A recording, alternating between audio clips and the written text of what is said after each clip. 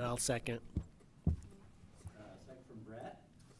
We've got a motion second to approve the minutes. Mr. Chairman, if you could please pause, we are experiencing a technical issue.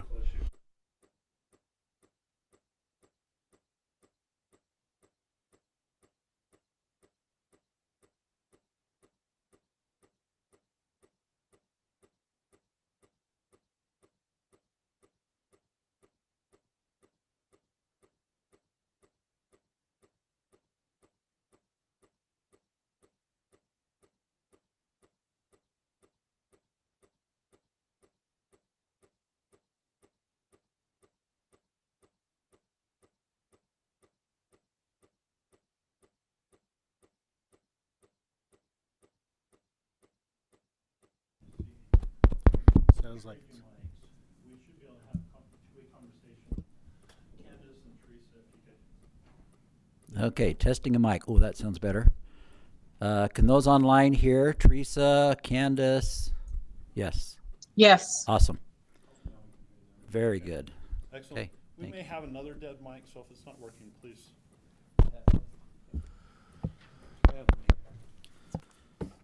Okay, so let's see.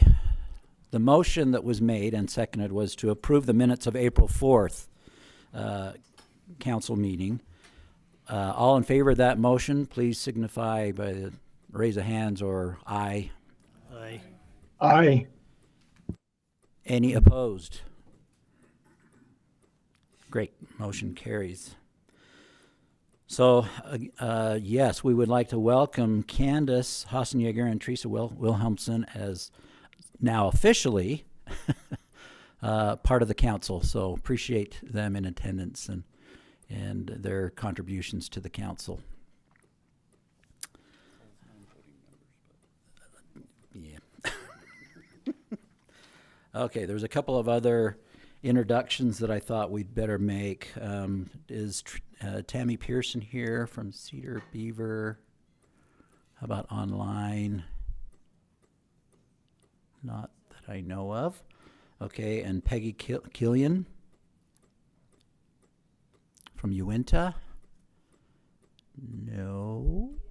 Yes, I am. Ah, very good. I am here. Welcome Sorry, to the I'm just having council. some issues with technical here. You're fine. Welcome to the council. Thank you. Peggy is replacing Scott Chu's position. And then welcome those from the West Colorado River Council and the Southeast Colorado River Council. So is Kevin Cotner, Carrie Cook, or Cody Allred here from the... Oh, This is very Cody, Mr. Chair. This is Cody. I am on Great. line only. Yeah, thank you. Great. Welcome. We'll hear from you a little later, all of you. And then from the Southeast Colorado River, we've got Tricia Hendon, Mac McDonald, and Bill Winfield. We've got a few of those online. Perfect. All right. Thank you. Welcome. Okay. With that out of the way, we've got a little discussion to start.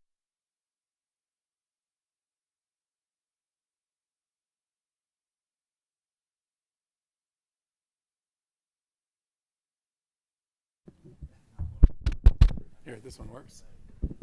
Yep. Hello? This one should work. Hello? There we go. I think it is too. Time to replace a chair. Any volunteers? Yeah. What is with that? I think you got me into this mess. Okay, we've got a discussion on holding a meeting in the January 2025 meeting in Kane County, and that was at Mike Noel's request or invitation. So they're going to be presenting to the council in that January meeting.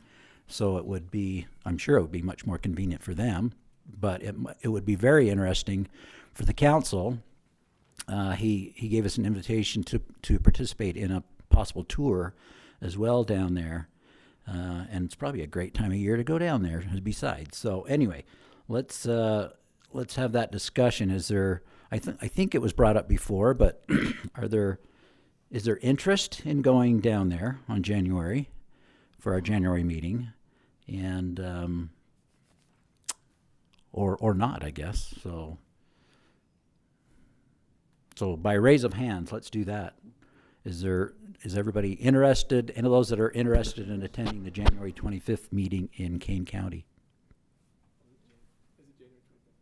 January 2025. Don't have an exact date. Okay. Is it prior to the legislative start, which before or after is going to be Do we hard? have, Doesn't do matter. we have even a date? Okay. Yeah, I would have to qualify that. If it's during the legislature, I probably wouldn't be able to go. There's many of us that would probably mess us up as well. Yeah. I saw a lot of raised hands online. Okay, good. Okay, well, we will go that direction, and we'll find a date that works for most of us, and then we'll send that out and see if that works. Yes, Warren. Yeah, thank you, Mr. Chair. One of the things that was suggested is that would be more convenient for the Sevier River folks, but it depends on which Sevier River folks, because it's a 3.5-hour drive from Delta to Kanab. It's a 2-hour drive to here, so similar for Fillmore and Richfields. So there's, it's one of those. Depends on who's actually going to come to the meeting. Yes. Yeah. Very So- true. Okay. Hey, Warren, we're Yeah. at the head of the ditch. We could always turn that off, Is that a threat? Mike, you're so far at the head of the ditch, we don't care, but but we'll still protest anything you do.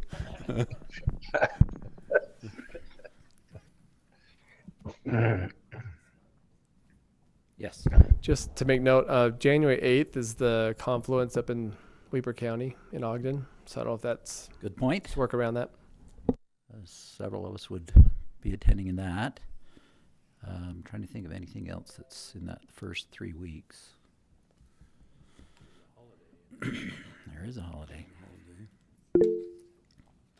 Okay, so we'll pick a few dates and get it out to the council. Candace raised her hand online. Go ahead, Candace. Hey, There good you are. afternoon, everybody. Just a heads up, there is usually a Uinta conference as well, Uinta Water Summit at some point at the beginning of January. Okay, we'll make sure we don't have a conflict with that as well. When is the, what's it called? The big conference up in Logan. It seems like that's during the winter months sometime. Usually March. that's in March or early April. Okay, perfect. Perfect. All right, very good. Anything else? Should I recommend some dates and confer with everyone Yes, later? yeah, absolutely. Yep, that'd be great.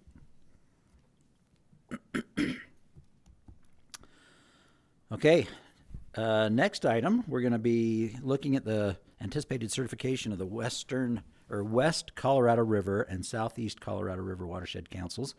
So we'd first like to have the West Colorado River folks just kind of introduce themselves and the council and the agreement that was sent out. You've all had a copy of that you can look through, or hopefully have looked through, and we'll entertain some questions. But first, if we could have those from the Colorado River, West Colorado River group. Okay, thanks, Mr. Chair. I'll start that off.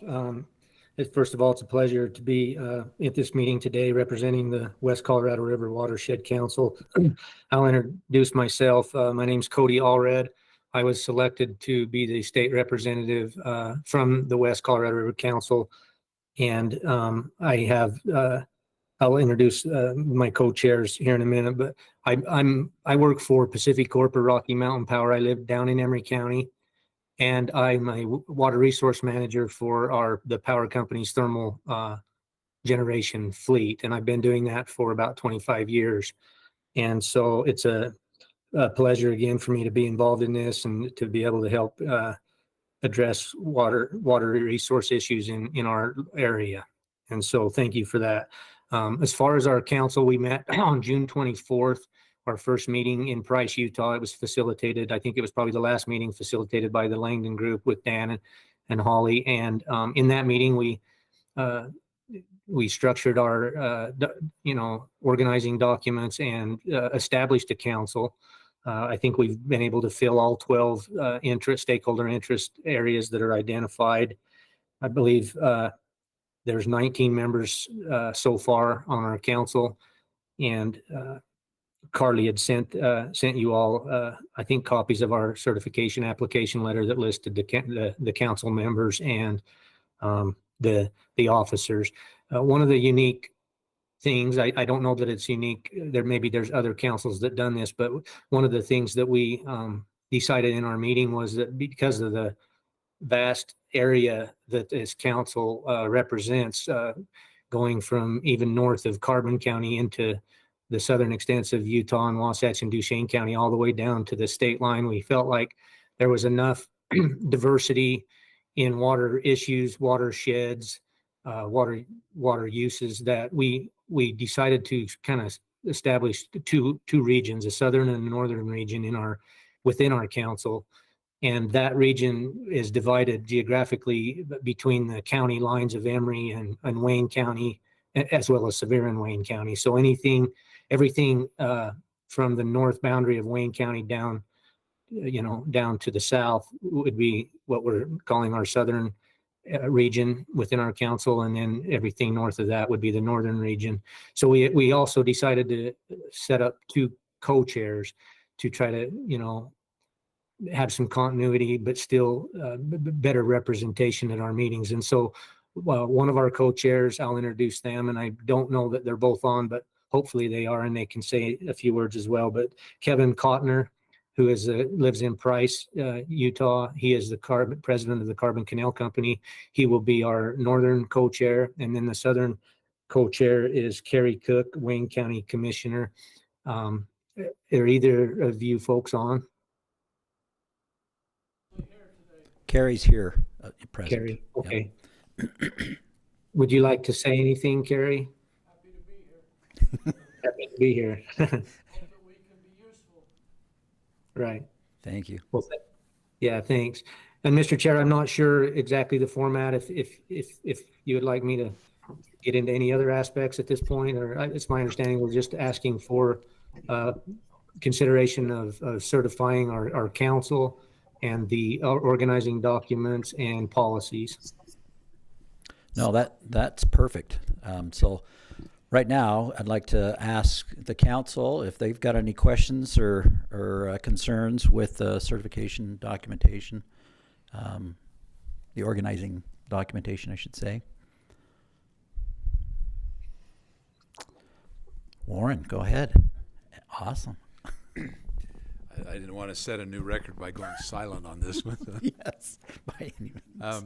First of all, both of these proposed councils have the co-chair, which is an excellent adaptation, I think, for the thought so too. Given the size of them and similar challenges. So hats off to them for thinking this through and finding a way to make it work. I wanted to make sure that our legal counsel is comfortable with that arrangement. I don't see a reason not to be. Well, good. Thank you, Marty. I wondered just how, I suppose that means that the co-chairs are going to get to know each other very well if they don't already. They'll have to coordinate pretty closely because it looks like whenever they take action, it's concurrence between those two. Is that what the council anticipates? In other words, they're both going to, they'll both nod yes or both say no at the same time. Yeah, and whichever one wins in a leg wrestling contest will be the ultimate victor. Okay, can we get videos of that? Yes. Yes. As long as it's in writing. Only if they pay first. Okay, pay to play, huh? Yeah. Pay per view. Pay to see. One of the questions, and it's actually in both of the organizing documents we're seeing today, and there's a little glitch that I think we need Marty's help on. And I'm trying to just find it's in Article 4, Section 9, electronic meetings, and it's item A, Romanet 1. There's not a page it's on the 9th page, it looks like, according. No, excuse me, on page 10. It's found at the top, toward the top of page 10. The agenda and public notice of the meeting shall specify the members participating in the meeting electronically on how they will be connected to the meeting. And just logically, that doesn't make sense because these agendas have to go out a week in advance. And they're going to know then who's going to participate electronically. I don't think that's required by statute. So I wondered if maybe we need to go into our template document and have a look at that. It is, I haven't looked at it in a while, but we created the policy for the electronic meetings that was adopted by Right. this council. And that was part of it. Now, what I haven't looked is whether it's been changed recently, but that, as I recall, was in 19. Mr. Chair, we need your comments on Mike. You can come sit here, Marty.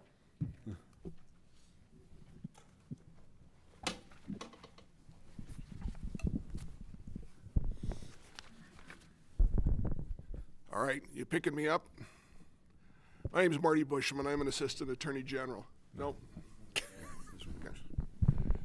Hey, my name's Marty Bushman. I'm assistant attorney general, work with the Division of Water Resources. And when we first set this up in the policy that was going to direct electronic meetings, I believe this is the way we wrote it. And it was at least at one point with the statute that the notice need to identify who would be there. Now, this statute was actually created before COVID. It was rather convenient because it made those meetings a lot more capable, and we've evolved and changed a lot. But I right now don't have the statute right in front of me to verify it, but it's something I can check on pretty quick and do that if they would like.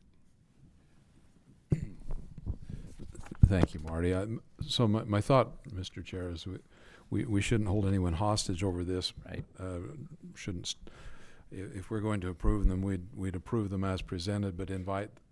Once they're certified, they can go back in and change their own agreement as they see fit.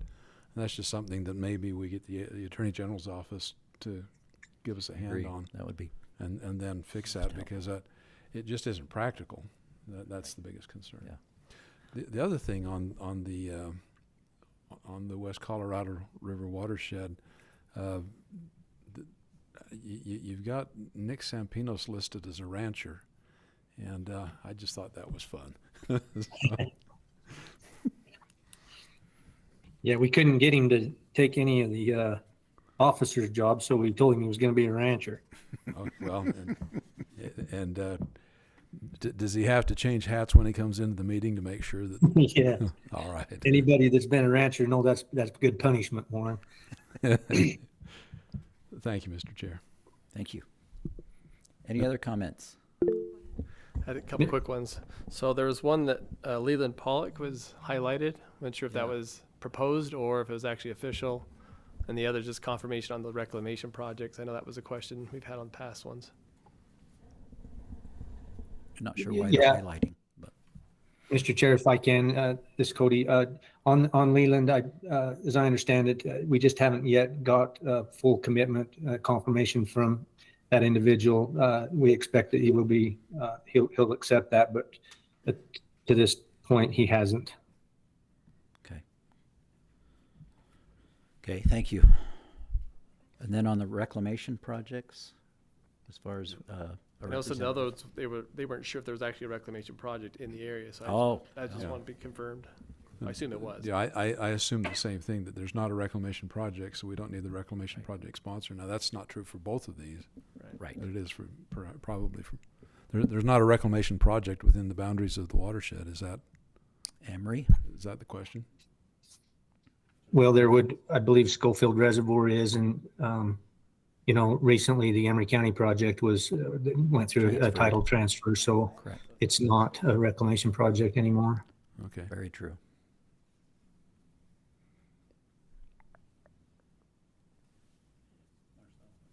Oh, Marcel, yes. I just wanted to clarify, because I think this is the case, but in the context of having the two subgroups that work together, but given the distance, it's important to have some flexibility there. As I understand it, though, it doesn't change the governance of the Watershed Council at all. Is that right? I mean, I didn't see anything in the, unless I missed it, I didn't see anything in the organizing documents that changed the governance, right? Correct. Yeah, I didn't either. Good. Thanks. Kim, go ahead. Hi, thank you, Chair Paxman. Just a question for Cody. I noticed on the liaison list, you have folks from water rights and water resources and others, and I didn't see DEQ there, and I'm wondering, we do have a watershed coordinator for that region. I'm wondering if you would be open to adding them to your liaison list and inviting them to your meetings as well. Absolutely, Kim. Thank you. And who is that individual? Yeah, I will get the volunteer and get that name to you soon. So thank you for your willingness to consider that. Okay, so it'll be a true volunteer, huh? That's right. Mr. Chair, if I can add too, we also, as far as officers went, we did elect a secretary. That'll be Miles Nelson with Price City. That'll help, coordinate and facilitate as needed. And our home base, if you will at this point, it will be Price, Utah is where we'll have our home base, but we do intend to periodically or regularly alternate to a meeting location in the southern part as well. So, and Great. one final thing is that the council also established a alternate representative to the Utah Watersheds Council, and that's Russell Seeley. So, Kim, you made me think of that. So, Great. Thank you. Very good. Good information. Yes, Rob.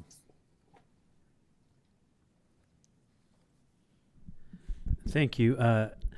Real quickly, I noticed a typo that I just would mention real quickly on section 9A that Warren referenced. There's a second Roman numeral 1. I think that's meant to be pulled out to probably B as opposed to the second Roman numeral 1. I don't know if you see that on the bottom of subsection A. I think it's just a typo. okay.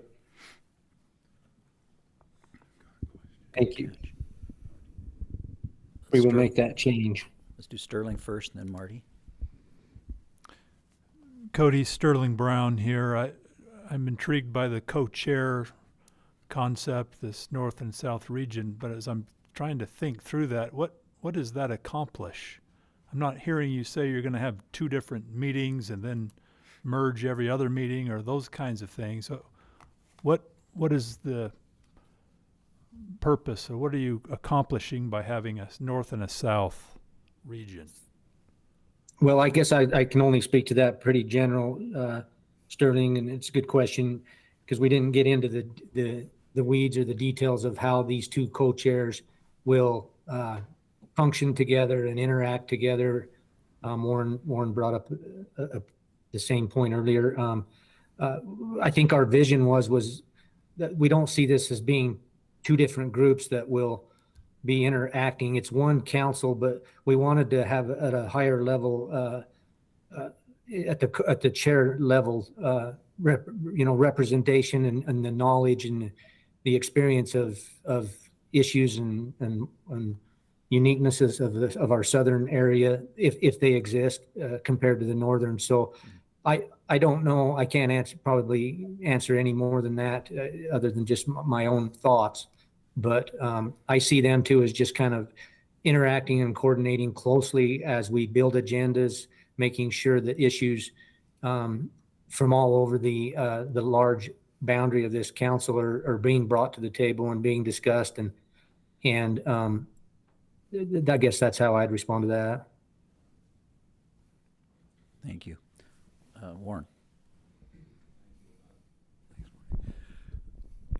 Yeah, if I may come back to that, Mr. Chair, I think, Cody, you've hit on a really good reason for that, and that's just that the geographic knowledge you combine. You have more bandwidth, geographic bandwidth, and therefore more awareness of local issues that might come up, and so the co-chairs, this arrangement basically requires that they talk to each other and compare notes on what sort of issues might be on the agendas for the meeting. So from that standpoint, both of these watershed councils that we have today are so geographically large. Right. That was my sense of how that, and so if I'm misstating that, please correct me, Cody, but it just seems to me that it's a very good communication tool that should help these councils function better on that for the size of region they. It does make sense. Yeah. Right. And I would maybe say from my perspective, it's a little bit similar to why we have 12 watershed councils within the state instead of just one state watershed council, is because you want to try to drill down and get into certain areas, and then all these councils kind of would do the same, have a similar function to what we're wanting to do just within our own council. Good point. Yeah. Good example. Marty, you have a few comments, right? Thank you. Ever since we started doing this and we'd considered the idea of proxy voting, I'd struggled a little bit with the idea of we really don't have anything in criteria that says that proxy voter or participant needs to live within the watershed council, needs to divert or use water, or meet any of the criteria that we have in the organizing document on the type of people we're looking for. But I was assuaged by the fact that, this probably won't happen more than 1 or 2 meetings. And I just noticed for the first time, maybe I've missed it before, but in Article 5, Section 4, it says no designation of a proxy shall exceed 1 year, which is kind of a backhanded way of saying you can have a proxy for up to 1 year. And that caused me a little more concern, thinking, are we really staying true to the principles and the objectives of the Watershed Council Act if we could have somebody for a full year participate on that council that doesn't meet any of the criteria to be a member? So it's not so much a legal question as I think something to throw out to the council to discuss and decide how you want to do it. But those were my thoughts. So was that in the template? Do we know? It was. Oh, good point. The last template I had, it wasn't, but somewhere it got inserted in. All right. Yeah.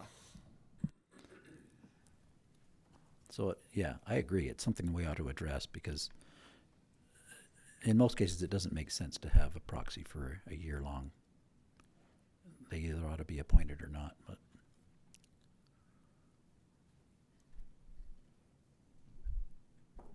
it also doesn't make a lot of sense if somebody's coming for one meeting to run them through all the hoops of meeting the criteria. And that's it's the amount of time you're spending versus the work it takes to make sure you get the right person there. That I think it's hard. But there could also be an instance where somebody's ill, yes, gets ill and they're out for a year, and you'd have a proxy. So I'm not sure what the easy solution is. That's why Oh, I just would say Marcel, that yes.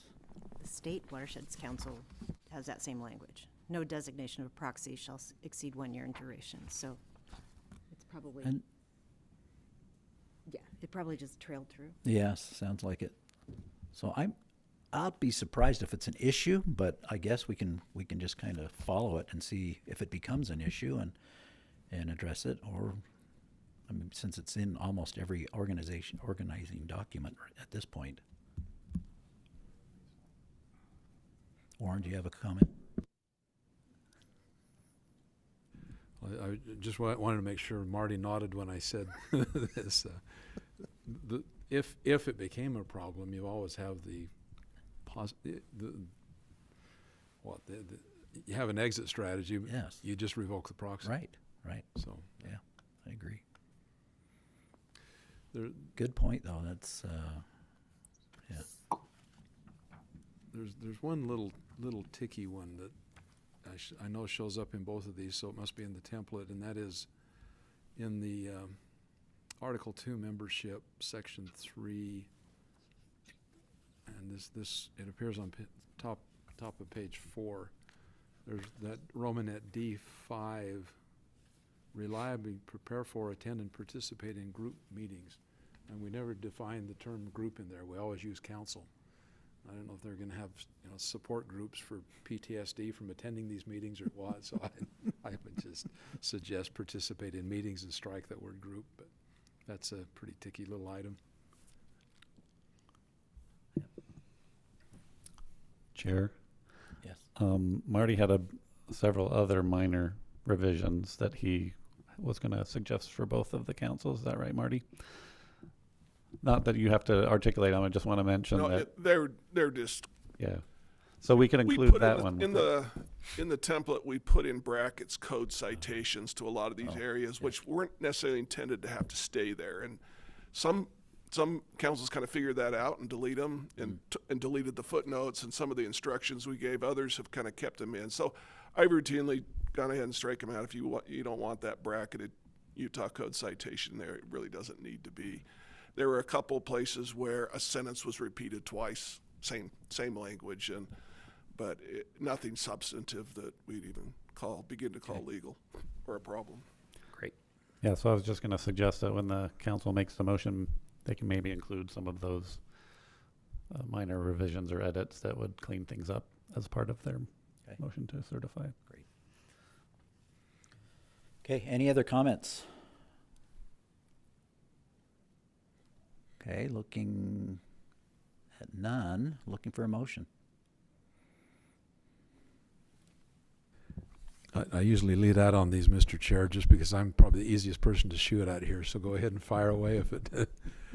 I'm going to propose that we certify. The motion is to certify the West Colorado Watershed Council based on the information they presented. And once certified, of course, the council can go back in and make these sort of changes to their document if they choose to do it.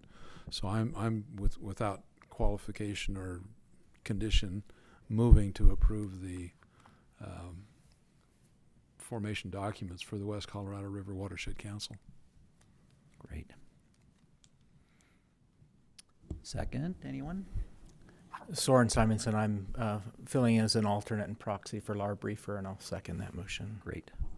I have a motion and a second to certify the West Colorado River Organization, let's see, so yeah, we have a motion and a second. All in favor say aye. Aye. Aye. Any opposed? Do we need to roll call votes? Not if we don't have any opposition, I don't think. There is no opposition. Yeah. Okay. Okay, unanimous. All right, thank you very much. Thanks, Cody. Yes, thank you. We're doing okay so far. Okay, next one is the Southeast Colorado River Council. So we've got Tricia Hedden and Mac McDonald are the co-chairs. Are either of those here? Or Bill Winfield? I'm here. Okay, Bill, I guess you're it.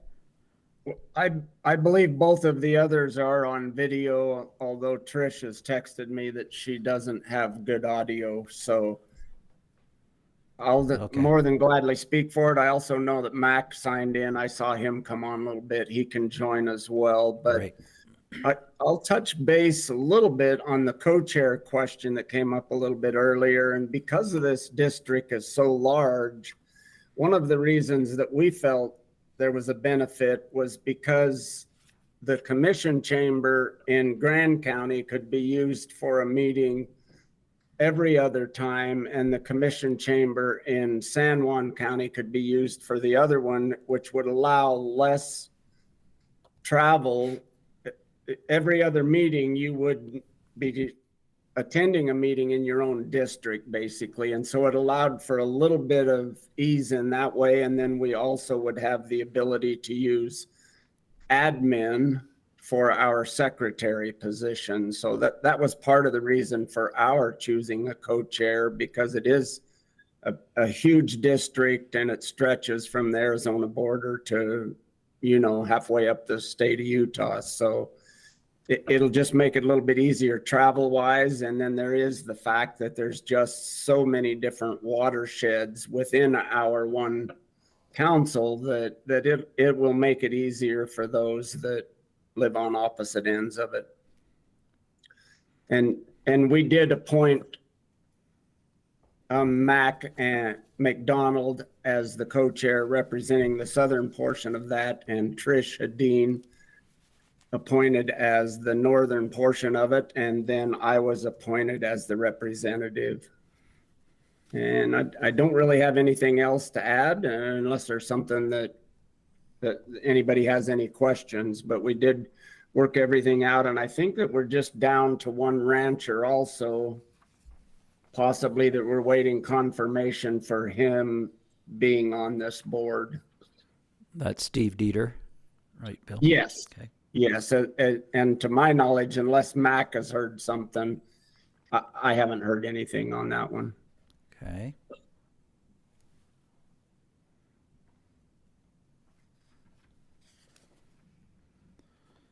All right, thank you for that presentation.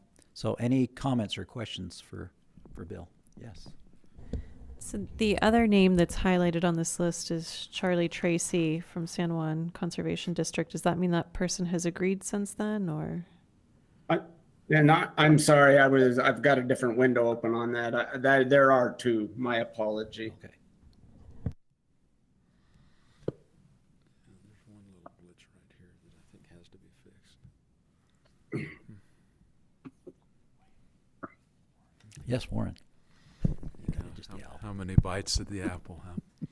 So there is a word missing from this that was left out of the template document, and I think it's critical to the meaning of the document. So this one I wanted to highlight. It's on section 4, article 4, council meetings, and that'd be on the very top of page 8. It says a quorum shall consist of a majority of members of the number of current council members, and shall be necessary to conduct any council. And it doesn't say business. we need to put the word business in there so that it's clear what the meaning of that article. Oh, interesting. Okay, perfect. I agree with that.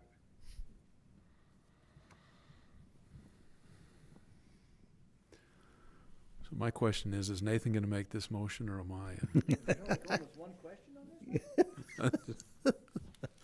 Any other comments or questions? Yes, Marty. Go ahead, Mark. Go ahead. Yeah, there was just one other, and again, I'm not quite sure what to make of it, but it's the name that has been changed. Right. Yes. And in the Watershed Councils Act, it doesn't actually give the name of the councils, Correct. but it does give the name of the watersheds Watershed. that the councils represent. and so my thoughts on this is, one is I'm not sure why or how important, or, if they decided to change it, but it'll be kind of odd having a council carrying a name different than the watershed it represents.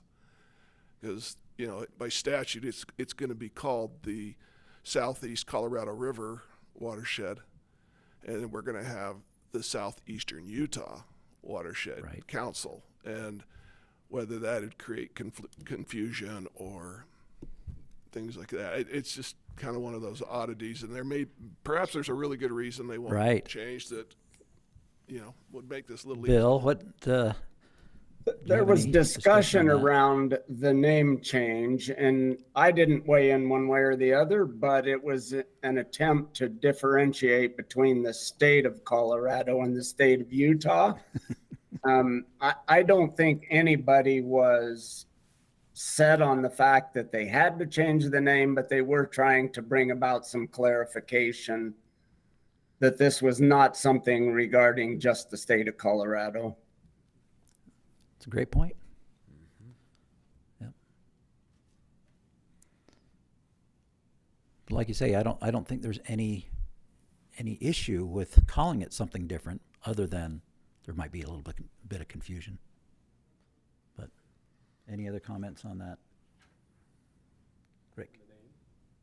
Yeah, on the name. Yeah, to me, I always thought it'd be easier to stay with whatever the state's using in their exhibits, and their website shows Southeastern Colorado, but okay. I had the same question. And Mac, I believe, is online. If he wanted to weigh in, I don't see a problem with sticking with it. Clearly, it was discussed amongst all the members that day, and some people were trying to differentiate, but I don't think anybody would be against sticking with what the state had. Mark Stratford. Well, if the local council's okay with it, keeping it the way it is. I mean, they identify the watershed in section 1 of their documents. Correct. And I think if for their purposes, if it's better for them to refer to themselves as the southeastern Utah, I think we should probably defer to that as long as the watershed is identified, which it is. So I'm fine either way, but I don't think we should necessarily require them to change if it works better for them in their area to use a slightly different name. I am of that opinion as well. Any other strong opinions, one way or the other? Okay, great. Yes, we're ready. Well, all right. My motion would be that we approve, that we certify the Southeastern Utah Watershed Council. So in the motion, I'm respecting their local autonomy and their choice of the name, because they do tie it back in their document to the statutory area that's designated, and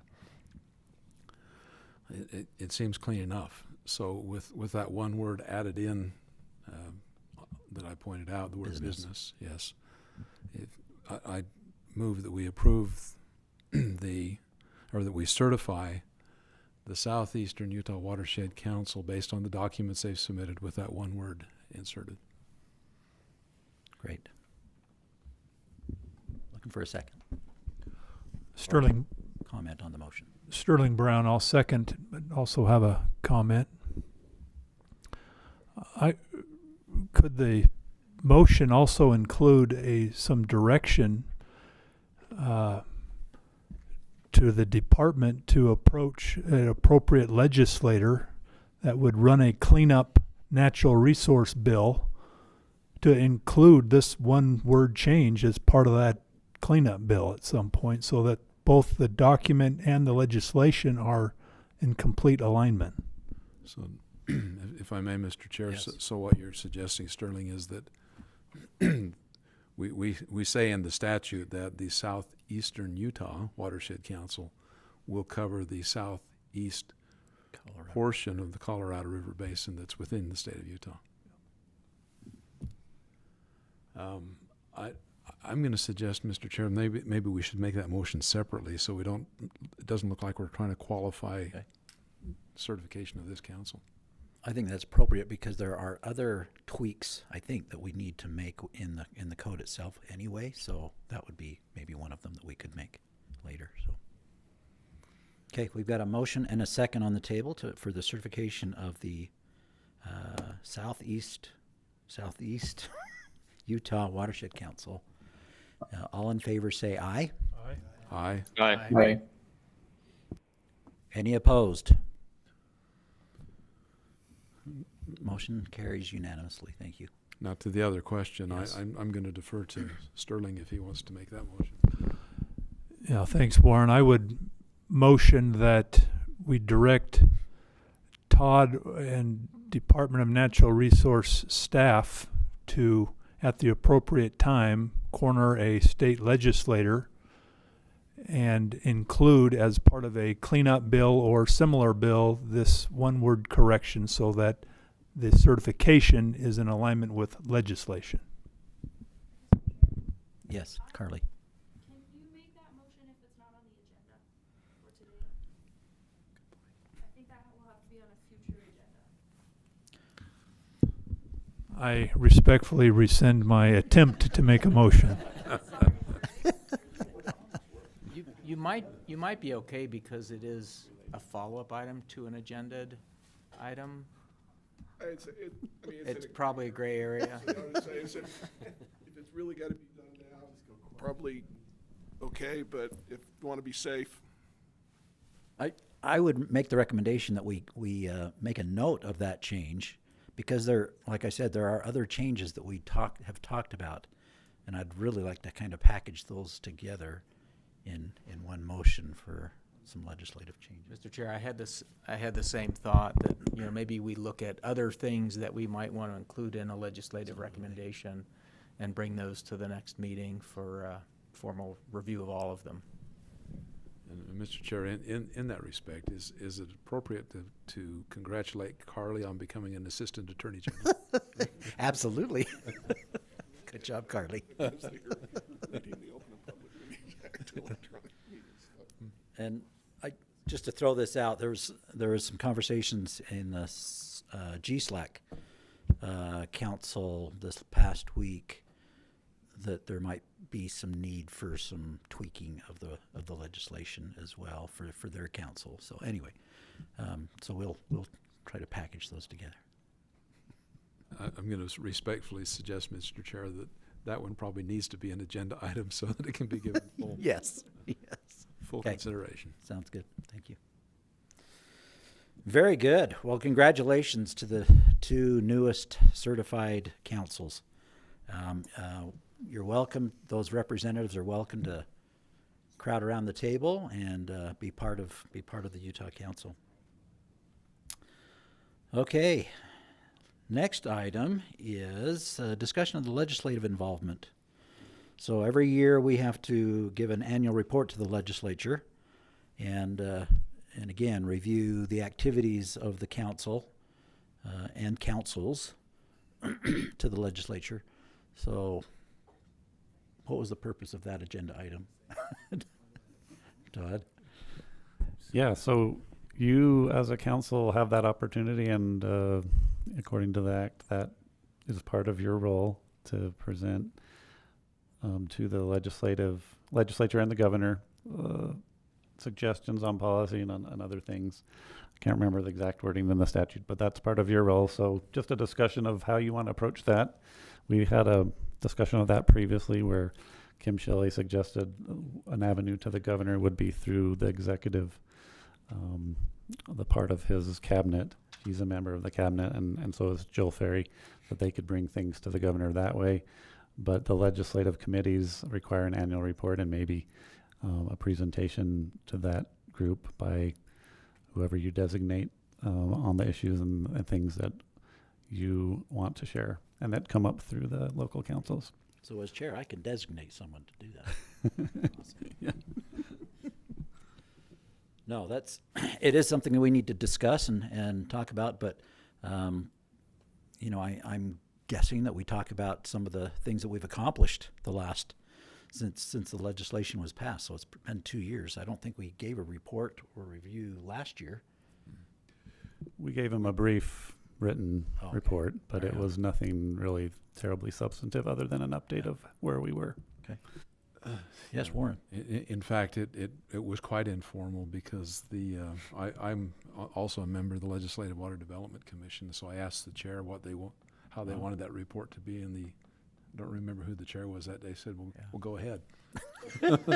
So, awesome. So that's how it happened last year. But the act says, and this is in section 73-10G-305.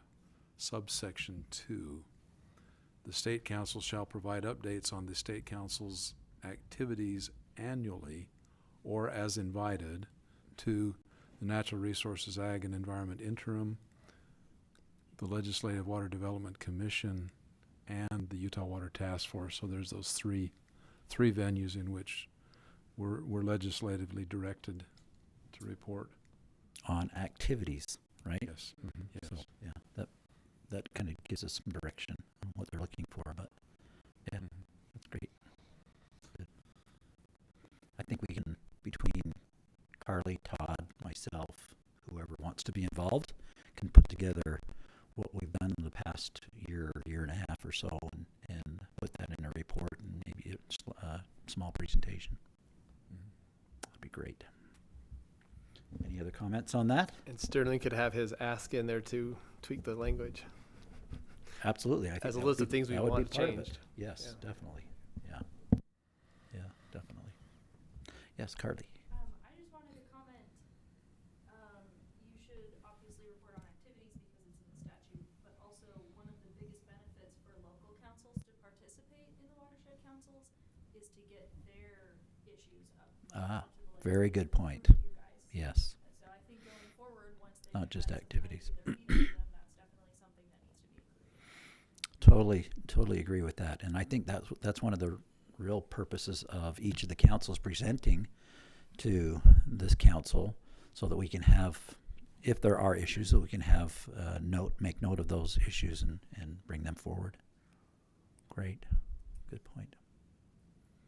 Okay, with that, we have some reports that we want to listen to by several of the councils. So, Chair, yes. there's another aspect to this that on the report? Yeah, on the review of the Watershed Councils Act, the council also has some obligations to assist the Natural Resource Agriculture Environmental Interim Committee's review of the Watershed Councils Act and how things are going. So if I could just take a moment to go over those real quick. Yeah, you bet.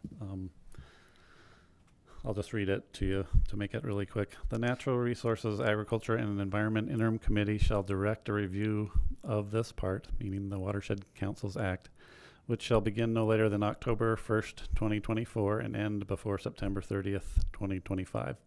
So that's coming up in a few months where that would begin. The State Council shall clearly identify for the Natural Resources, Agriculture, and Environment Interim Committee the public purposes and interests for which the councils were originally created, and whether those purposes and interests are still relevant and are being adequately addressed through the councils. So that could be probably should be part of the report if they're going to start that review. The Natural Resources, Agriculture, and Environment Interim Committee shall consider the extent to which the councils have operated in the public interest and served as valuable forums for water-related discussions among stakeholders. The Interim Committee shall submit a report of its recommendations, including proposed legislation and recommendations concerning the part to the legislature before January 1st, 2026. So basically, from October 1st through September of next year, they're supposed to review and prepare a report and recommendations on the councils going forward. So maybe this first report isn't going to be terribly influential on that, but the next year's report, or sometimes in the interim session, those decisions will be important. So just a heads up on that. Okay, good to know. Yep, that's good information. Okay, thanks, Todd. Yes, Sterling. Before we switch gears on the agenda, is Todd or is Marty or who's the designated person that is collecting all of these potential legislative changes? Is there a coordinated effort that's funneling minor changes, significant changes to the right person so that we don't get to the November and we're trying to remember and it's not recorded in the minutes and, you know, some of those things that would get lost? Is that taking place, Carly or Todd? Yeah, Carly is our Watershed Council's coordinator, so she has her hand on the pulse of everything that's happening with this council as well as the local councils.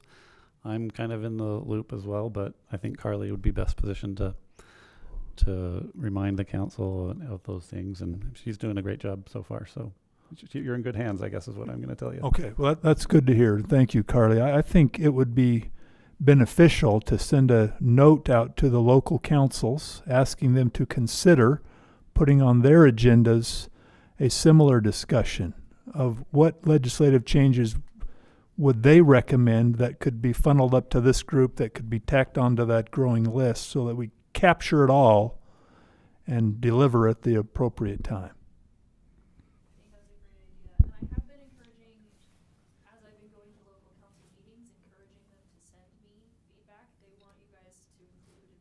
Right. Good. Good. I will note also that each council is invited to come to this group on an annual basis once every year and present formally a brief presentation of their issues, concerns, whatever their activities are. So that would be enough if it's a presentation or written form would be official indication of what their concerns, issues might be. That would be a good way to collect those. And we're going to hear from 3 councils today. Maybe not necessarily with that thought in mind, but we can certainly kind of formalize it that way going forward if you choose that to do so. Great. And I'm just thinking about how I would myself would organize some of this stuff, and it would be good to pull things out of the minutes and maybe create a separate file, legislative items or something that we can keep a compilation of, so that we can bring those to the council at the right time and review all those. That'd be great. Mr. Chair, that was going to be my request. In addition to Sterling's request, can we go back through the minutes and create a compiled list of previous recommendations for those of us that maybe have a fuzzier memory? There are others? Oh, good. Warren. Sorry. I've got I didn't take my ADHD meds today. Oh, dear. But Sterling, as I understand your recommendation, it's not just to talk about amendments to the to the Watersheds Council Act. It's any legislative issue that the local councils want brought forward. Is that the idea? Right. Thank you. Absolutely. Good. Thank you. Great discussion. All right, we would love to hear reports from the Bear River, Weber River, and Utah Lake Watershed Councils. So if the Bear River Council is ready, sure, we'd be glad to hear. I believe that's me. Nathan, chair of the table. So Nathan Dowgs, representing the Bear River Council. We were one of the first 2 councils to get organized, so we have had, I think, probably maybe a full 8 meetings now, almost 2 years worth of our quarterly meetings. We have 21 members on our council. Currently we have 2 seats empty. We lost our chair and vice chair in the last month. What? So at our meeting next week, we will hopefully find 2 new volunteers to fill those seats. And one of them, we may not replace the position. So we have multiple people representing mutual irrigation companies, which Christy Hansen was one of. And so I don't know that we need that position replaced. The other one was Carl Mackley, representing Bear River Water Conservancy District, so we will replace that position. But the other one we may not replace. We've had some pretty good meetings, I think. We've had 2 tours put together, one last fall in partnership with Bear River Canal Company, looking at some of the ag optimization projects that farmers are doing in the region, as well as the Canal Company and some of their automation systems they've been putting in. And then in May, in partnership with Cache Water Conservancy District, we did a tour of the Logan River system and some of the projects that are happening there, as well as the USU Water Research Lab. Which for those that haven't been through that lab, it's a fun place to go through. And then we also had Beth Nilsson give us an overview of the Logan River Observatory, which was put together by USU probably close to a decade ago now. Long-term monitoring of the Logan River system, and that's funded in partnership with USU. The legislature and Cache Water District. And I think, and maybe Director Ferry can correct me if I'm wrong, but I think that's really kind of the model of what type of gauging and data we need on a river system to make a lot of these bills that have passed feasible, right? If you're going to shepherd water, you've got to be able to have a pretty robust system, and we have that on the Logan River for the most part, thanks to USU. And so it was good for people to see that and what it takes to maintain that, right? It's not easy to get that system in place to start with, and then to keep that equipment running and maintained. It's $100,000 a year just to keep that system going. But I think it was good to see. So we've had a couple of tours. Like I say, next week we hopefully will have a full board back up and going with the chair and vice chair. But we're off and going. We have had some discussion on some things that may come up later with legislative, and one of them would be the Great Salt Lake council and then how that may or may not change. So I think that's one we've had some discussion on. Not a lot of others, really. It's trying to get people to those meetings and really get some stuff started. But I think we're off on the right foot. So happy to take any questions. If not, we'll go to Weaver. Thank you, Nathan. Any questions for Nathan? I have a question Yes, but Todd. I don't want to supersede any of the council members. Nathan, our office has been working with all the councils in the Great Salt Lake Watershed related to the Great Salt Lake Basin Integrated Plan that we're working on, coordinating some technical groups. Do you want to talk to the council a little bit how that's going and how you're interacting with our office on that project? Yeah, so you've come give presentations, I think, at 2 different meetings, and then send a lot of stuff out. And I think a number of council members, hopefully at least, are responding and interacting back and forth. I don't know if we have sent any official letters or statements from the council themselves, just coming from individual members. We have sent a number of things in, but yeah, it's great to have that involvement, and then we can take it from that council and take it to all our other organizations that we're associated with to keep that going. But yeah, we appreciate your help there and your involving us in that process. Yeah, so we're in our early stages of that consultation, but this will be helping us with the modeling, especially that needs to take place, the riverware models, getting local data information that maybe we don't have so that it reflects accurately what you're seeing on the ground. And we're doing that with all of the local councils. So just wanted to point that out. So thanks, Nathan. Great. Yes, comment. Come up to the table somewhere. Grab a mic. Thanks. Thanks. Eric McCulley, the chair of the Jordan River Watershed Council. And I was wondering, I've heard about this Bear River, big project. I think it's through Forestry, Fire, and State Lands, where they're evaluating the whole watershed and looking at improvements and things. Is there a plan for integration with that project and the Watershed Council, and any coordination or communication on that? So outside of this first study they're doing, the integrated basin plan, Yeah. We haven't talked on anything outside of that yet. Yeah. I heard it's coming up soon. I'm not sure what it's called. Is this the PL, oh, sorry. Yeah. Is this the PL 566 that's out for a notice of intent? I think so. Yes. Yeah, right now. Yeah. Yeah, and the comments are due Sunday. Is it?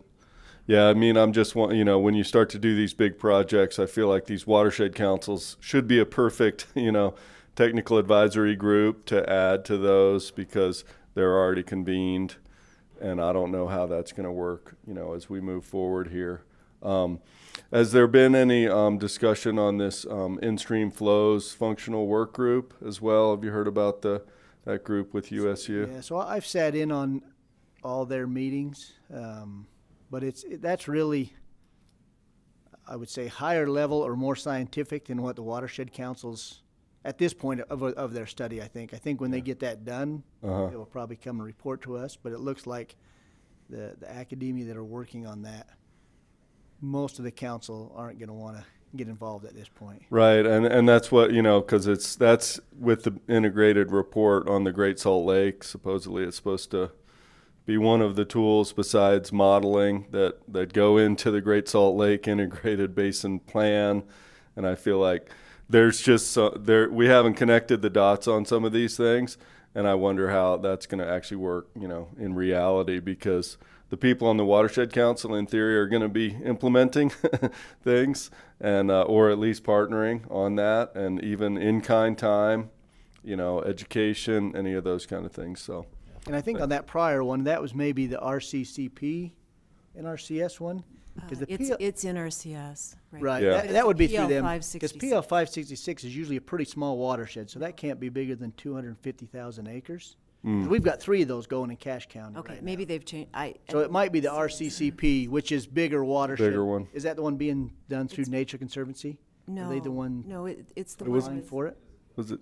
It's the Was it Beaver Ducks Oh, Unlimited? just the Bear or- River Canal Company one. Okay. and Yeah. Box Elder and Water Conservancy District and something else. Yeah, so Yeah. we've got 3 of those in Cache County going right now too. Right. I just feel like these are good opportunities to kind of share the resource across, as you're working in the watershed and doing watershed work, the council. But I don't think that's been connected because it's a challenge to, when you're trying to do something, go out and ask for more people or have another meeting or anything like that. So thank you for that. And that was some of our concern early on before, as we went through the 2 years, whatever, to create the watershed councils, right? Is this council going to have to give sign off for a local entity that wants to do a water project on their canal or something?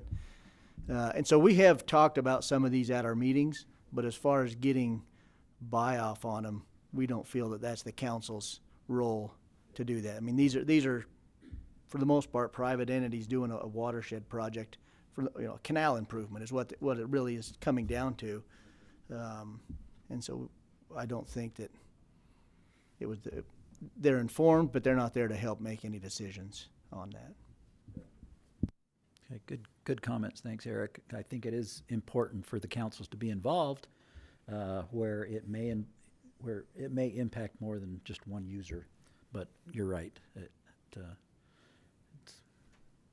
time's limited. Yes, Warren. Yeah, just supporting what you just said, Mr. Chair. But to the kind of the flip side of the coin, one of the purpose of watershed councils was to have a ready-made forum so that people didn't have to go out and organize them. So I think Eric's comments and questions are right on the mark for what the councils were intended to be part of. And so it doesn't make the one more meeting. It probably reduces a lot of those meetings back into one venue, and increased efficiency because of that.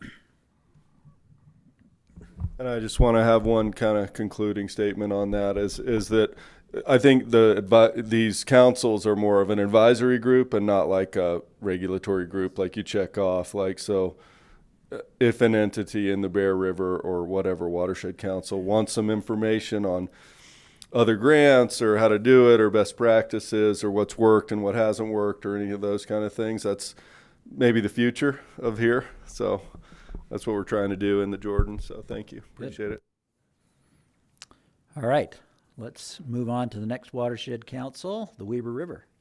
Rick Smith, I believe. Okay, and Carly has a presentation I sent to her that we weren't sure on exactly how to present.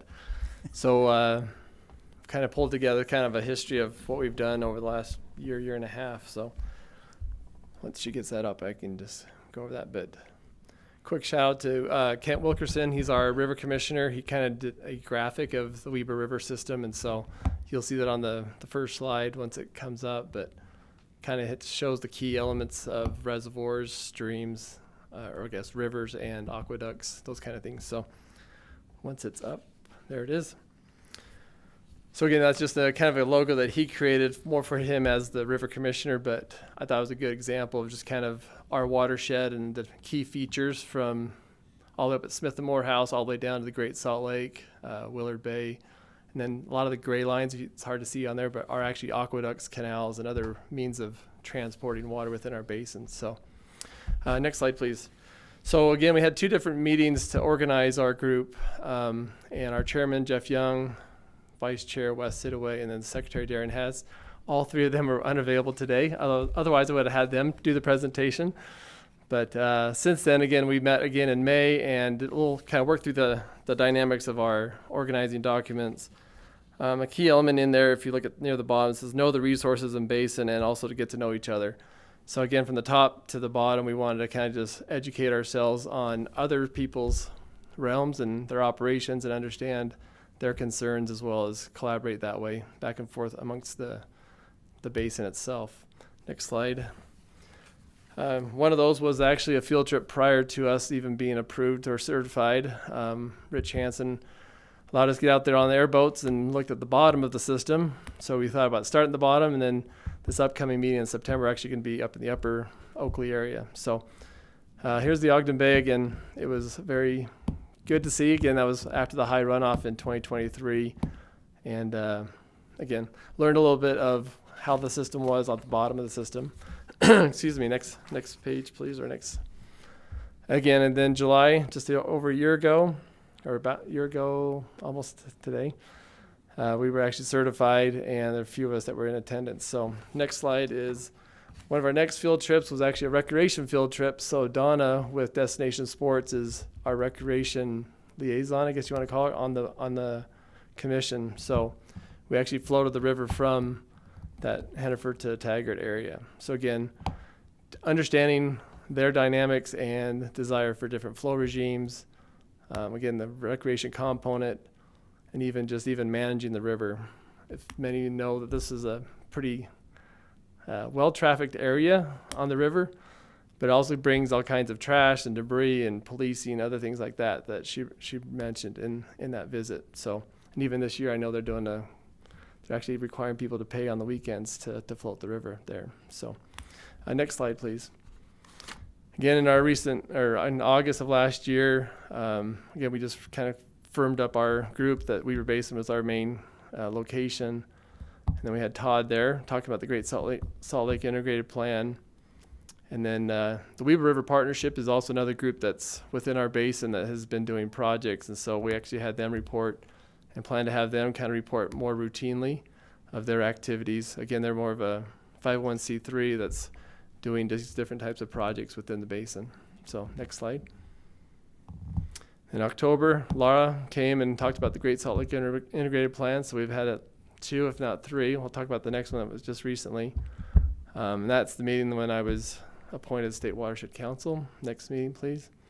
Or next slide. In January of every year, we have the Weaver River Partnership puts on this confluence symposium. It's been going on for a number of years.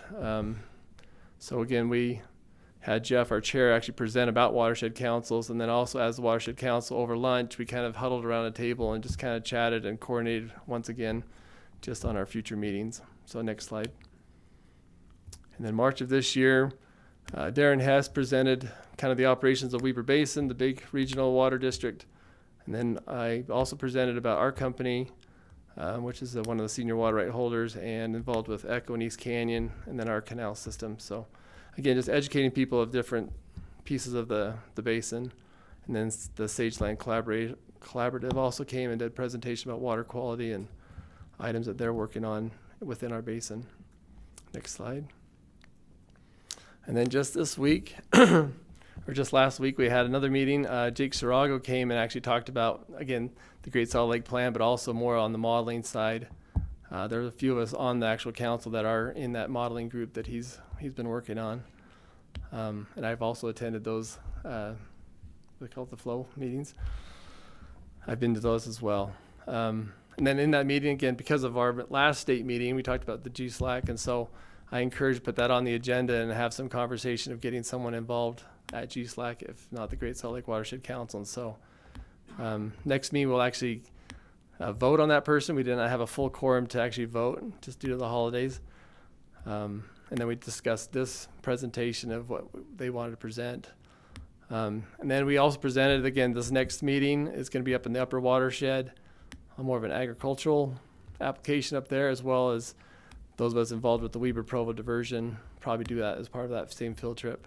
And that's scheduled for September 30th. So I think that's the majority of the information. And so if there's any questions, I can try to answer them. Great, good presentation.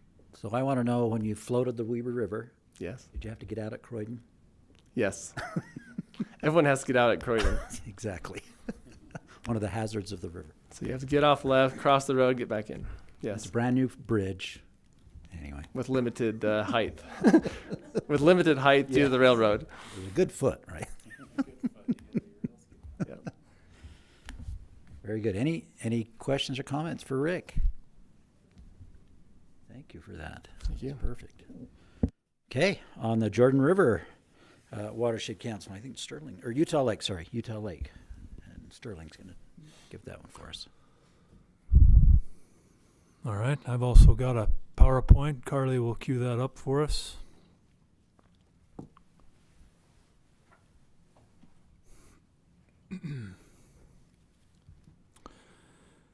Unlike our presentations earlier this meeting with West Colorado and Southeast Colorado, the Utah Lake Watershed is relatively small. We are about 100 miles north to south and about 50 miles east to west. We have 6 primary rivers that come into Utah Lake. There on the map you see the far south, that blue line is the Current Creek, and then wrapping around the west is the Benjamin Slough, which this time of year is just, if you're lucky, some tailwater from a farmer's field. The Spanish Fork River, Hobble Creek, Provo River, and then up there on the north is American Fork Rivers. The watershed touches 5 counties. Our highest elevation is Mount Timpanogos at 12,750, and then of course the valley floor at about 4,400. Our population in the council, or the watershed, is about 750,000 right now, and Kim C. Gardner Policy Institute says in the next 30 years that watershed will more than double in population. Next slide. This is a list of our membership. We were organized 1 year ago this month, so we're celebrating our 1-year anniversary. As you see there, Joe Crawford with Provo River Watershed Council is our chair. Rich Mickelson with Timpanogos Special Service District is our vice chair. Corey Pierce with Spanish Fork City is our secretary, and I'm the liaison, of course, to this council. And those 3 officials have asked that I do this presentation. Next slide. Since our creation 1 year ago, we've been relatively busy with 2 meetings and 4 tours. You'll see there in September of last year was our first tour, Jordan River Pump House Sewer District, and visited several shorelines along the east side of the lake. Then in November, Deer Creek Reservoir Dam. We held a final meeting in December, and then this year, Spanish Fork River Drainage, Provo City Aquifer Storage and Recovery, and then another council meeting a couple months ago. I put the picture of cherries there. Utah has historically ranked 2nd in the country in tart cherry production, and as we speak, those harvesting is taking place. Millions and millions of pounds of tart cherries. Next slide. So let me dive a little deeper on our 4 tours for your information. September of last year, the Jordan River Pump House. We got out on a boat and, well, next slide. There's the top left, a picture of the Jordan River Pump House for those of you who have or have not seen that facility. I ask myself, well, I won't go down that. Not too many people know that water is pumped out of the lake into the Jordan River. I think most people just assume that it's a gravity flow.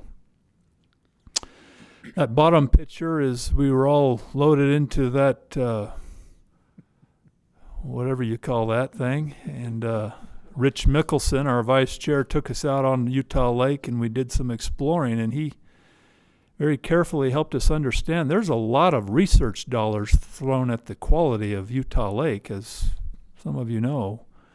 But one of our take-home messages that day was there's not a lot of coordination in those research dollars. There seems to be a feeling of, may the best man win kind of thing with research, and we wish there was more coordination in channeling and funneling research to meet certain objectives.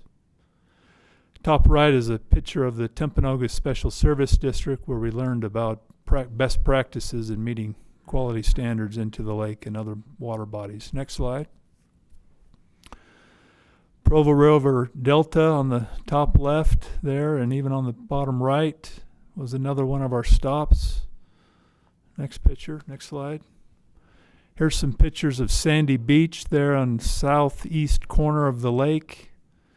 Lots of money has been thrown at several of these beaches, this being one of them. Utah County in particular has invested a lot of money here to increase the forage and wildlife habitat. Next. Next stop, November of last year, the Deer Creek Reservoir. Next slide. All of us have driven up Provo Canyon up over the top of this Deer Creek Dam. I think most of us know there's a significant multi-million-dollar project underway for a number of reasons there. But boy, this stop, Jeff Budge, you know, is the general manager of Provo River Water Users Association. He was our tour guide here, and boy, he did a 5-star effort to teach us the complexity of delivering water from the upper Provo watershed down to Jordanelle and here Deer Creek and down the Provo River to Utah Lake, the inputs, the outputs, the formulas, all of those things that go into making sure that everyone's made whole at the end of the day. Next slide. Spanish Fork River Drainage Tour was in March of this year. Next slide. This is down in my country here. That's the picture of the Spanish Fork River in early March. And then just about 3 miles upriver from the mouth of Spanish Fork Canyon is the diversion dam where that group picture is taken. We're standing on the diversion dam and we're watching hundreds and hundreds of tons of silt come down the Spanish Fork River, hit that diversion dam where we divert it into an irrigation canal. Next slide. That same water goes through several settling ponds. Here's a picture of one of those settling ponds. That top left picture, you see my shoe that I took off to kind of give you a sense of how much silt the Forest Service has gifted us. Those 2018 wildfires that you'll remember in South Utah County, the Bald Mountain and Pole Creek fires, continue to be the gift that keeps on giving to us, causing significant hundreds of thousands of dollars each year to our agriculture shareholders. Next slide. There's another picture of the settling ponds as we try to dredge them each year, and an irrigation ditch carrying all of that dirty water into the orchards. Imagine putting all of that silt through your drip to irrigate your cherry tree. Next slide. Next stop was in May, Provo City Aquifer Storage Recovery. Next slide. We learned how Provo City has taken significant efforts through a $150 million federal grant to better understand their aquifer system. Prior to 1960, their primary source of drinking water was surface water. Post-1960s, it's shifted to groundwater, and they've been mining groundwater for a number of decades, which isn't healthy. And so through this federal grant and a lot of research, next slide, they've taken significant efforts to better understand where those aquifers are, how they are being recharged, when they're being recharged, quality of water, etc., to make sure they're in a sustainable, healthy system. I would describe in conclusion our Watershed Council as a Boy Scout standing shoulder to shoulder with his mentor up in the mountains. He's eager, he's excited, he's happy to be there, he's prepared. But he doesn't know how to work that compass. And he's got a mentor next to him that knows the compass, but he's trying to figure out which way is north and south and how to get from here to there using a compass. We're eager, we're prepared, we're staffed, attendance is strong, we're happy to be there, but we're trying to figure out where to move the compass to get to the finish line here. That's my report. Thank you very much. That was excellent. I'm just super happy and proud that all of our councils are doing such a great job on getting the council out there, touring the watersheds, and just gaining more and more knowledge. So yeah, let's give them all a round of applause. And just to let you know, I drove a cherry tree shaker for all summer one year while I was in BYU. So yeah, I know. Everything that I wore was pink. had to replace it all. Mr. Chair. Yes, Warren. Before we leave this segment, is it fair to ask each of the three in turn what their recommendation is as to whether the watershed councils are they what we want? Do we want to be recommending to the legislature that we continue them or not continue them? What are your feelings? Good question. Sterling? Absolutely, we want them.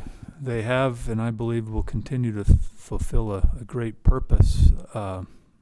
Speaking for the Utah Lake, and hopefully for the council that I represent, it is so easy to get off course, even on our tours. And it takes a fair amount of discipline to remind ourselves, why do we exist? Let's make sure our agendas reflect that. And let's keep this 2-hour meeting to 2 hours and, chip away at progress here. Otherwise, it's just and we need to be reminded what the legislative mandate is. And we need to be driving recommendations to this group. Some of those things, it speaks to the importance of a strong chairman and leadership to keep us moving in that direction. I would echo Sterling's comment of the eager Boy Scout, right? We've got a good group that's happy to meet together, and not only do we not necessarily know how to use that compass yet, we're not sure what the finish line should look like.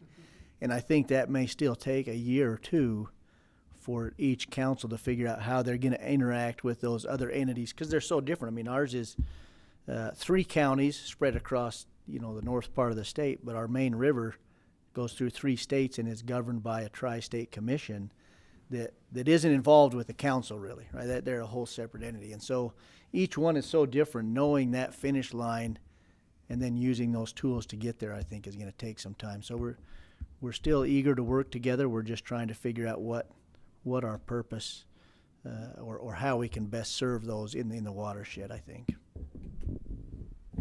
All I'm going to say is ditto. We're all just trying to figure this out. Again, it's only been a year, and we're still, again, getting to know each other, understand the dynamics. And then one nice thing is we do have this one symposium every January. A lot of these things do get discussed, and so that's another forum that was already in existence that we can supplement, I think. So, thank you. Eric, do you have a comment? I actually had a question for you. How long did you walk around without your shoes on? No, just kidding. I wanted to just say I appreciate the fact that Utah Lake Watershed Council has actually tried to come up with some goals.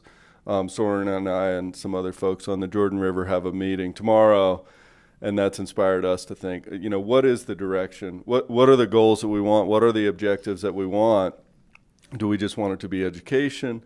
Do we want it to be fun field trips? Do we want it to be sharing of information? And I think yes on all of those. But how do you prioritize which comes first? And I think that's our opportunity over the next couple of years. I do have a specific question, though, about Spanish Fork. Is there kind of like a working group or a plan? I mean, I know there were the fires, and I think there's a EWP program there. There's water quality, there's those farm fields down below, there's the diversions and down towards Sandy Beach. Is there an idea that there can be a comprehensive plan for the whole of Spanish Fork River?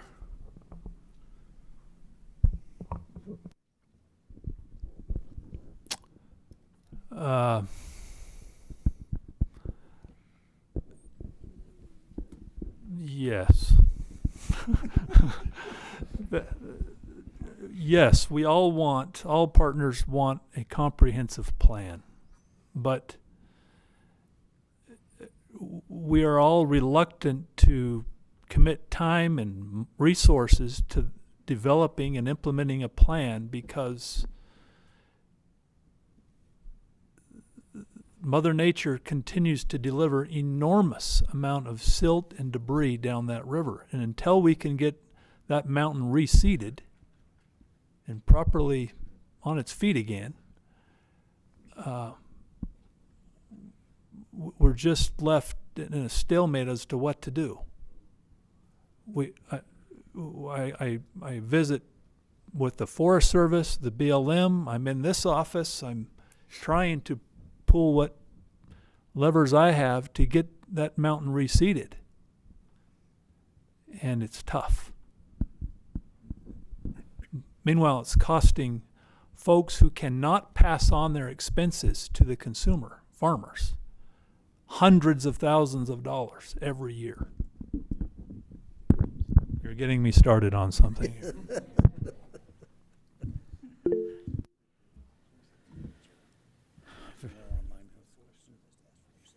Oh, Mike Noel online has some questions. Go ahead, Mike.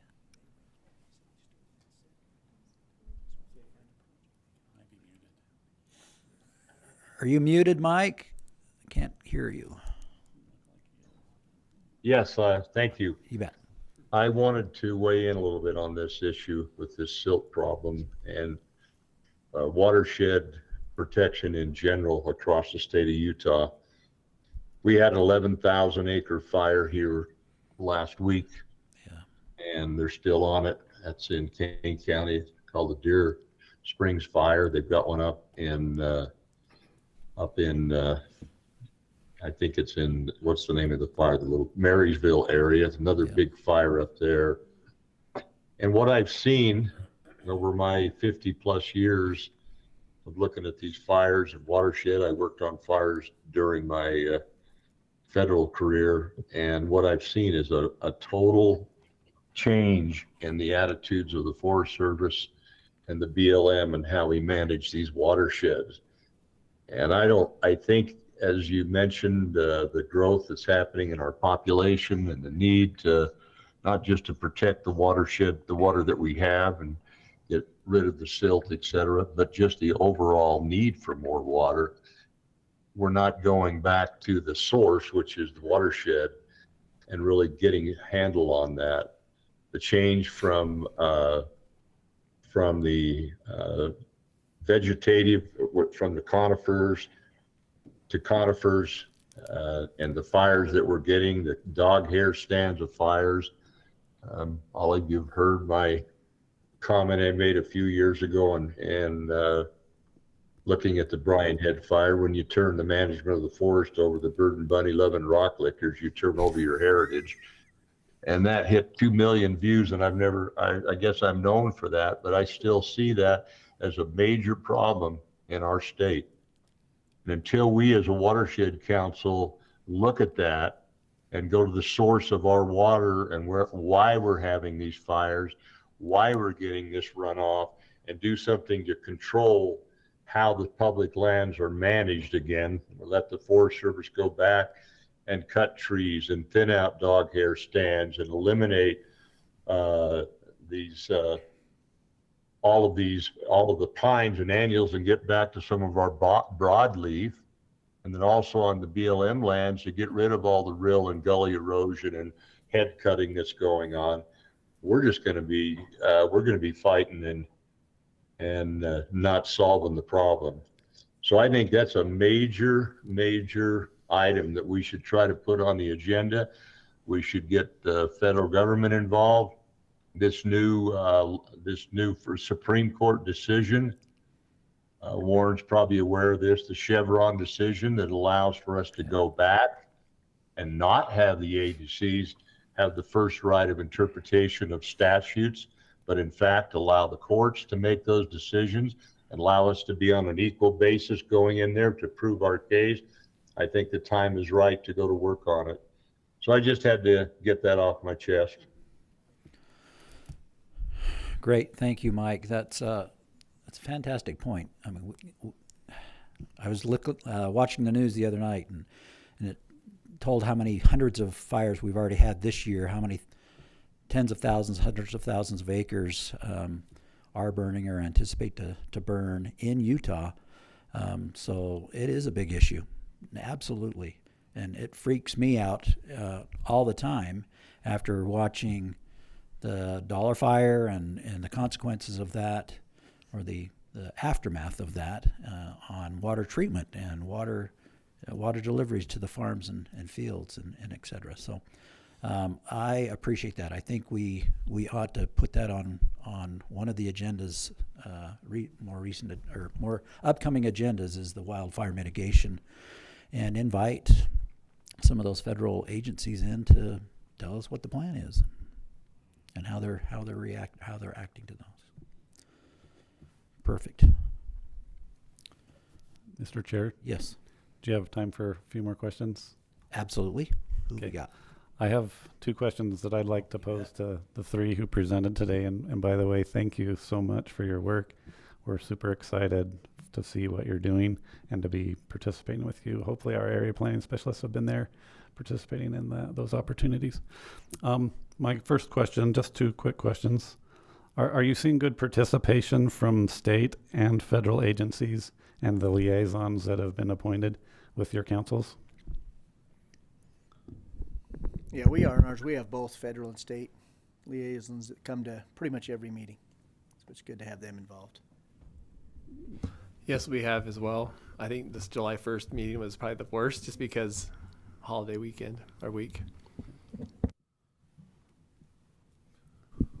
Yes, good attendance.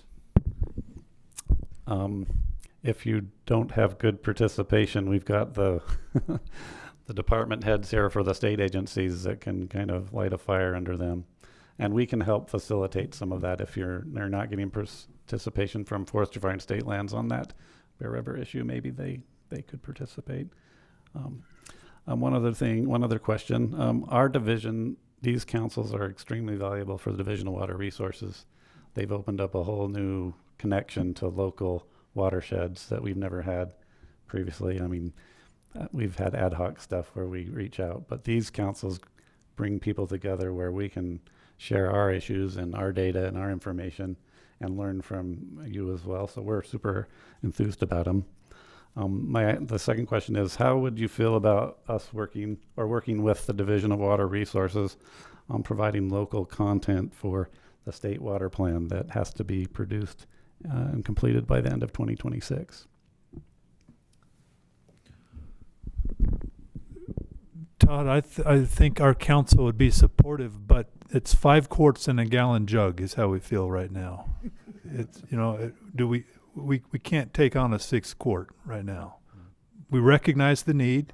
We want to contribute to a state plan. We see the value, but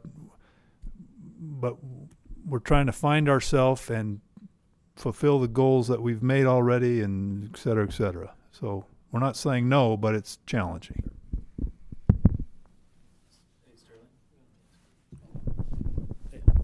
Sterling, just a quick follow-up on that. So, is it just bandwidth overall from the members? Is it a staffing issue? Is it, because you look out, I mean, this statewide water plan, we're talking into 2026. There's quite a long runway there, but it's still, there's a pretty hard deadline there. Critical to inform and have that local input, right? That's really, really important. Is there something that we can do to help alleviate some of that, or is it just another thing on the pile? I think there is another quart in the gallon, as you put it. No, there is a place for your office to help.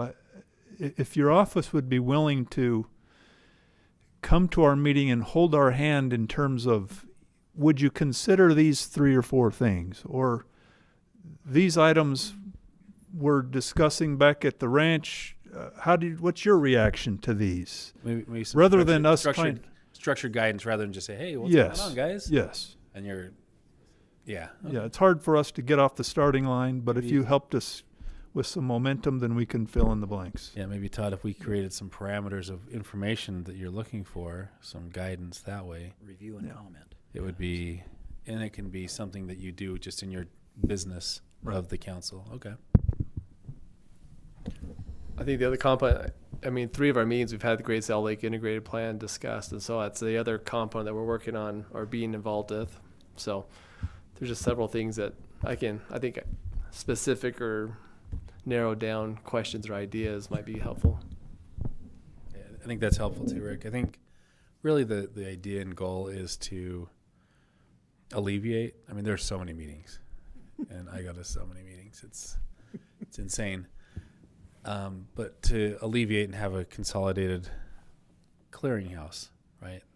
This needs to be, if this is going to be successful, these watershed councils are going to be successful, this needs to be that, where you're already getting together and you can then check multiple things off the box at once instead of, oh, now we have all these meetings, base integrated plan and everything else, and now we're going to throw another one on top of that. Like, no, that doesn't work, and I agree. And so this is new, right? There is a learning curve. We're growing together. We're kind of like that, as Sterling says, that Boy Scout that's eager to do something, doesn't know how to do it. So that's where Todd, you and the team at Water Resources comes in to help have that compass and, okay, what is it that we're looking for, and can this fit into the existing structure and not create more work? So I agree 100%, Rick, and that's how this will be successful long term. Yes. I might just add to that. We're geographically the smallest watershed on the Jordan River, largest population covering all of Salt Lake and parts of Davis and Utah counties as well. So I think this is maybe a key issue for us. Maybe it will vary from one watershed council to another, what level of participation and, kind of the framework.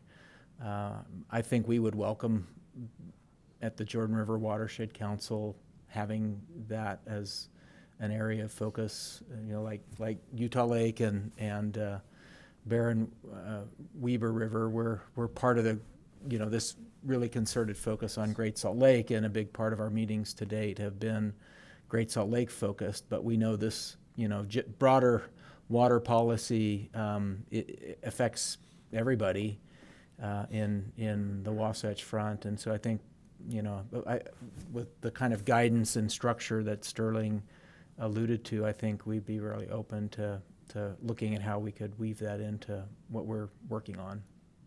Great. Good.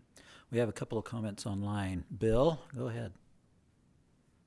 Yeah, I kind of would like to comment along those lines also. This watershed group is somewhat of a mandate, and it would be nice when we're looking to the future as far as legislation to get some help. We really, we got great help from Holly and the Langdon group, Dan and everybody, and now Carly's picking up some of that load. But to be able to have somebody help organize and keep things moving, at least on my level as a commissioner, and I know my fellow commissioner that's part of this, and Mac from San Juan County, we're all extremely overloaded, and to take on something here and add to this, we definitely want to participate. We want to see things happen in our area, but there's a real need for just a secretarial position that possibly is state funded through this to help move things along and keep us organized. So that's all I've got. Thank you.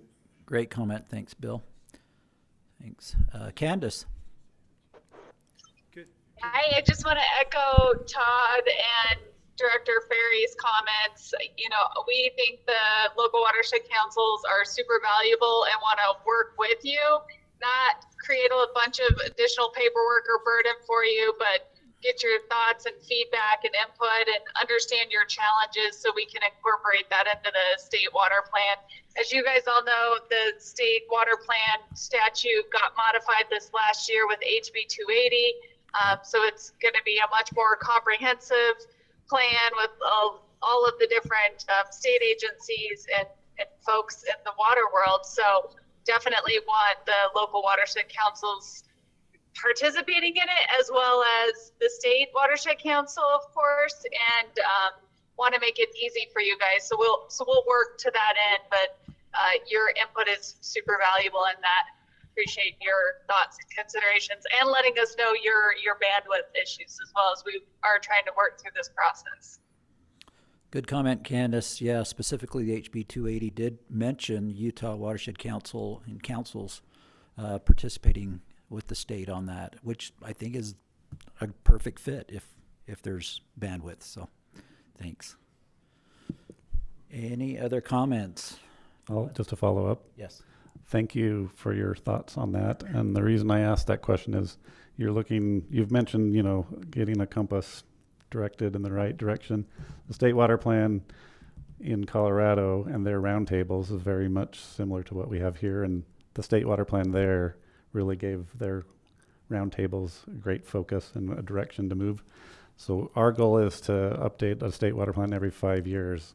And if we could get participation from local councils to help us with the local component of that, we would just be singing praises. We'd be so happy with that. So thank you.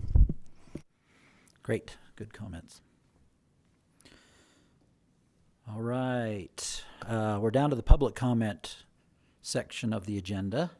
Do we have anybody in the audience that would like to present anything to the council? Good to see you all here. Okay, with that, turn some time over to Todd for some administrative updates. All right, so just have a few items. Hopefully these go quickly. We have a requirement as a public body, the council does, to have annual Open Public Meeting Acts training. And we haven't done that yet, and you've been meeting for 2 years, so that's on us to get that done. But we would propose having something like that at the next meeting in October. Just a brief 10-15 minute training on that from someone from the AG's office could probably do that for us. Would that be something that we should plan for? We should plan for it, yes. Okay. With the addition of Candace and Teresa as non-voting members of this council, your rules of order and procedure may need to be modified to just acknowledge that they are members of the council, but they're non-voting. So I would propose that we'd come and have an agenda item for next time to modify your rules of order and procedures to acknowledge that. Should that be something that you'd like us to do at the next meeting? I think so. Okay. I think that makes sense. All right, thank you. Carly is working on a 2-year guiding document for local watershed councils. That just wanted to give you a heads up about that. We'll be sharing that with you for your input and guidance there before we send that out to the local councils. So the local reps will see that. Local members of this council will see that as well. So just giving you a heads up on that. Cool. Then if I may share, we finally have some logos for you to look at. So I thought I would just show you what we have so far and what our plan is with these.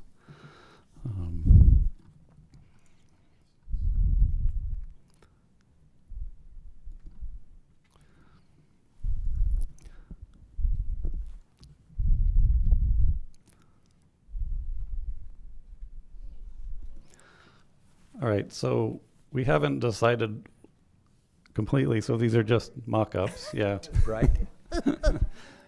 Yeah. Yeah, the colors aren't coming through as they would show in print. You can pass this around if you want to, Joel. I have printed copies of everything, so maybe you could pass it around. Yeah, so we've kind of settled on this circular design with the state of Utah and the watersheds delineated. And exactly how this one looks is to be determined. The colors here match the colors that we use on each of the individual councils' logos. So that's why it looks like a kind of a mishmash, but we don't have to do that. We might go with something a little simpler. Let me go over there and share the next one. So you can kind of see the concept there. So we took the colors of each watershed logo, the local ones, and put them into the state council, but we don't have to go with that color scheme. That's just an example of how they have a common look, and then we're trying to highlight each council. There's a different version of that where we kind of use the more concentrated color as the highlight for each council. Yeah, a lot of that kind of bleeds out, doesn't it? Yeah, this looks washed out on the screen, so, but it looks much better when you print it. So sorry for that it's not coming through quite as nicely as we wanted. And then there's just a third example. So what our plan is we would probably send this out in a survey to the members of this council and the local watershed councils to get their input. Now that most of them are formed except for the Great Salt Lake, I think we're comfortable probably moving forward and getting some feedback from before we decide on these permanently, but that's our plan. Good. That was all I had for updates, so. Question, Todd, on these logos. Are you also going to be sending around logo usage kind of rules or suggestions to folks? I always get nervous when logos get out of how people use them.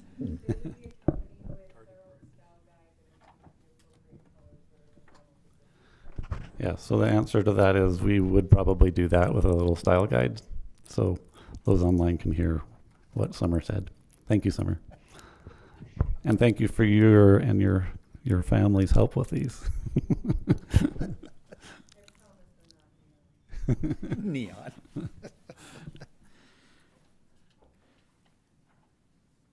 Great. Anything else, Todd? I don't know if we had anyone in the public who wanted to comment. You went over that fairly quickly. I don't see anyone that does, but just wanted to make sure. So that's all I had. Thank you. Great. Thank you. So our next meeting is scheduled for October 9th. Is that still kind of the idea, Carly? So if you have any, I haven't even looked at my calendar, but if you have any issues or questions about that, let us know. And boy, October 9th. So my guess is we've got to come up with probably a draft of the legislative report by then so that we could present to this council to go over that as well. So let's put that on the agenda as well. Anything else? Yeah, who's on the agenda for the report? Or who's on the docket, I guess, for that report in October? Yeah, it's going to be Jordan River, Uinta, and West Desert. Okay. Good. What time is it? 1 o'clock. 1 p.m. Yep. Okay.